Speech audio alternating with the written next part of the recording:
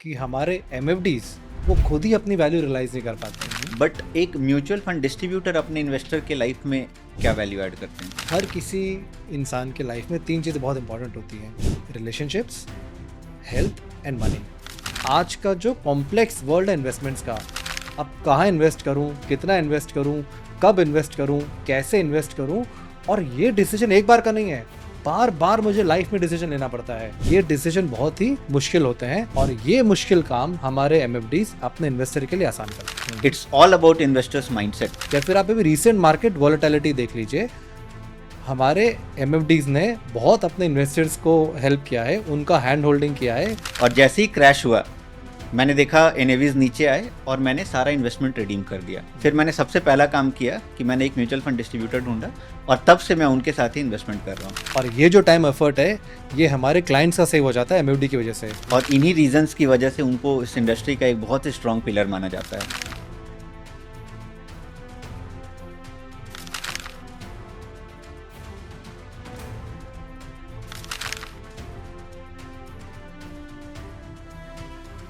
हाय आशीष।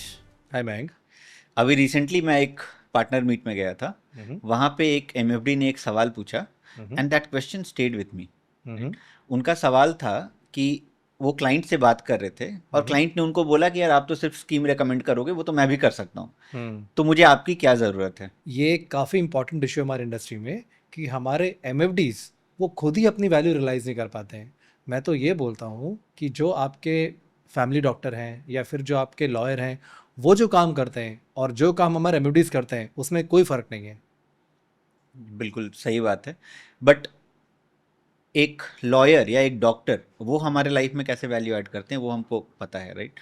But एक mutual fund distributor अपने investor के लाइफ में क्या वैल्यू ऐड करते हैं? हर किसी इंसान के लाइफ में तीन चीज़ें बहुत इंपॉर्टेंट होती हैं: रिलेशनशिप्स, हेल्थ एंड मनी। हमारे जो एमएफडीज हैं वो उनका मनी एस्पेक्ट में उनकी हेल्प करते हैं। अब आप सोच के देखिए कि एक कोई 40 साल के व्यक्ति है, उनका घर में वाइफ है, 2 बच्चे हैं, मान लेते हैं 20-25 लाख की साल की इनकम है घर की। अब देखिए उनके काफ़ी सारे उनके फाइनेंशियल गोल्स होंगे। उनको अपना रिटायरमेंट प्लान करना है, उनको अपनी फाइनेंशियल फ्रीडम अचीव करनी होगी, बच्चों की पढ़ाई करानी है, बच्चों की शादी करानी है, अपने खुद के लिए हॉलीडेज़ पे जाना है, अपने लिए कुछ और चीज़ें खरीदनी है, उनके कुछ सोशल कमिटमेंट और भी हो सकते हैं। ये सारी चीज़ें उनको करनी है, पैसे, और इस सारी चीज़ों में पैसे का इन्वॉल्वमेंट है। अब हम आते हैं आज का जो कॉम्प्लेक्स वर्ल्ड है इन्वेस्टमेंट्स का। कितनी सारी हमारी इंश्योरेंस कंपनीज़ हैं, कितनी म्यूचुअल फंड कंपनीज़ हैं, कितनी सारी डिपॉजिट कंपनीज़ हैं, रियल एस्टेट कंपनीज़ हैं, हज़ारों हज़ारों हज़ारों ऑप्शंस हैं जहाँ पे हम इन्वेस्ट कर सकते हैं एज एन इन्वेस्टर।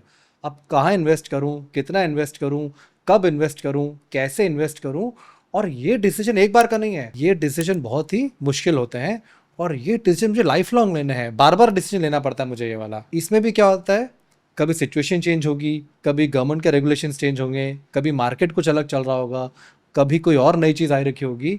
ये सारा इतना कॉम्प्लेक्स है कि बिना किसी फाइनेंशियल एक्सपर्ट की हेल्प के ये डिसीजन एक नॉर्मल इन्वेस्टर के लेना बहुत ही मुश्किल है, और ये मुश्किल काम हमारे एमएफडीज अपने इन्वेस्टर के लिए आसान करते हैं। और ये काम बहुत चैलेंजिंग भी है क्योंकि long term wealth creation journey जो है इन्वेस्टर का, it's all about investors mindset. Correct. सबसे ज़्यादा इम्पॉर्टेंट काम जो एमएफडीज करते हैं वो करते हैं इन्वेस्टर की साइकोलॉजी मैनेज करने का, उन्हें गलत या जल्दबाजी में डिसीजन लेने से रोकना। अभी आप इसमें आप कोविड का एग्जांपल देख लीजिए या फिर आप अभी रिसेंट मार्केट वॉलेटिलिटी देख लीजिए। हमारे एमएफडीज ने बहुत अपने इन्वेस्टर्स को हेल्प किया है, उनका हैंड होल्डिंग किया है, उनको बोला है कि आप पेशेंटली इन्वेस्टेड रहिए एसआईपी में, अपने बाकी इन्वेस्टमेंट कंटिन्यू रखिए। जिन्होंने भी उनकी बात सुनी उनको बहुत फ़ायदा मिला, और जो डायरेक्ट इन्वेस्टर्स होते हैं उनको इस तरह का गाइड करने वाला कोई नहीं होता है। मैं इससे रिलेट भी कर पा रहा हूँ क्योंकि ये कोविड में मेरे साथ ही हुआ था। मैंने कुछ म्यूचुअल फंड में इन्वेस्टमेंट्स कर रखे थे और जैसे ही क्रैश हुआ मैंने देखा एनएवीज नीचे आए और मैंने सारा इन्वेस्टमेंट रिडीम कर दिया, राइट? उस टाइम पे मैं म्यूचुअल फंड इंडस्ट्री में ही काम करता था, मुझे पता था कौन सी स्कीम मेरे लिए सही है, बट फिर भी वो इमोशनल ट्रिगर था जिसके चलते मैंने सेल कर दिया। और उसके बाद जो मार्केट में रिकवरी आया वो ज़्यादा पेनफुल था, राइट? तब मुझे रियलाइज़ हुआ कि it's not about knowledge, it's about psychology. और फिर मुझे लगा कि अगर कोई डिस्ट्रीब्यूटर मेरे साथ होता तो मैं ये डिसीजन नहीं लेता। फिर मैंने सबसे पहला काम किया कि मैंने एक म्यूचुअल फंड डिस्ट्रीब्यूटर ढूंढा और तब से मैं उनके साथ ही इन्वेस्टमेंट कर रहा हूँ। बिल्कुल सही बात है मयंक। एक एमएफडी और क्लाइंट की रिलेशनशिप का सबसे बड़ा एस्पेक्ट होता है साइकोलॉजी मैनेजमेंट। उसके अलावा और भी काफ़ी सारी चीज़ें होती है। For example retirement planning, financial goal planning, investment planning, tax planning, budgeting. ये सारी चीज़ें क्या है ना, इंटरेस्टिंग नहीं होती हैं लेकिन इंपॉर्टेंट होती हैं। ये एक एमएफडी बहुत बड़ा रोल प्ले करते हैं क्लाइंट को एजुकेट करना, अवेयर कराना, नच करना, फॉलोअप करना, उनको परस्यू करना, ताकि वो ये सही डिसीजन सही टाइम पे ले पाए। इसके अलावा काफ़ी डे टू डे इश्यूज़ भी हैं। कभी क्लाइंट को रिडेम्पशन चाहिए, कभी कोई अपने डिटेल चेंज करने हो, कभी क्लाइंट कहीं बाहर हो, उनको स्टेटमेंट की रिक्वायरमेंट है, पोर्टफोलियो रिव्यू करना हो। बहुत सारे ऐसे day to day operational matters भी होते हैं जहाँ पे एमओडीज उनकी हेल्प करते हैं। और इन सब चीज़ों में काफ़ी टाइम और एफर्ट भी लगता है। यस, और ये जो टाइम एफर्ट है ये हमारे क्लाइंट्स का सेव हो जाता है एमओडी की वजह से। वो ये टाइम और एफर्ट यूज़ कर सकते हैं अपने खुद के प्रोफेशन के लिए, अपनी फैमिली के लिए, या फिर उनको कोई और किसी और काम में उनको ज़रूरत हो तो। वाह आशीष, हम दिन रात एमएफडीज के साथ काम करते हैं और इन्हीं रीजंस की वजह से उनको इस इंडस्ट्री का एक बहुत ही स्ट्रॉन्ग पिलर माना जाता है। आई होप इस एपिसोड के बाद एमएफडीज को भी रियलाइज होगा कि उनके इन्वेस्टर्स की लाइफ में क्या इंपॉर्टेंस है। Yes.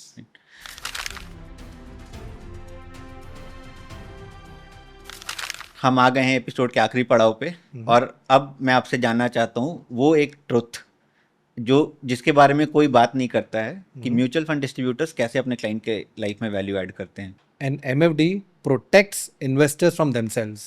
Many investors tend to either procrastinate or make impulsive decisions. A mutual fund distributors helps in avoiding both these traps.